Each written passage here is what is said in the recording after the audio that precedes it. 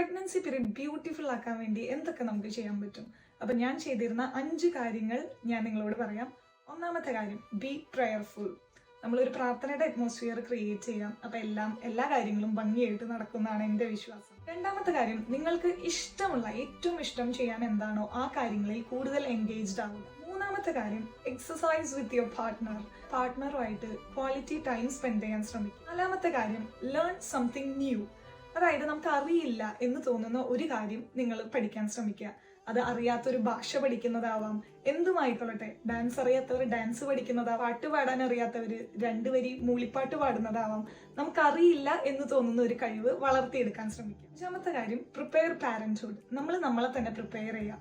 അത് പാരന്റിങ് ക്ലാസ്സുകൾ കേട്ടിട്ടാവാം, ബുക്സ് വായിച്ചിട്ടാവാം. ഇതിനു പുറമെ നമുക്ക് പോസിറ്റീവ് അറ്റ്മോസ്ഫിയർ ക്രിയേറ്റ് ചെയ്യാൻ നമുക്ക് ഒരുപാട് കാര്യങ്ങൾ ചെയ്യാം. സോ ഡീറ്റെയിൽ ആയിട്ടുള്ള എൻ്റെ എക്സ്പീരിയൻസ് വീഡിയോ കാണാൻ ഈ ലിങ്കിൽ ക്ലിക്ക് ചെയ്താൽ മതി.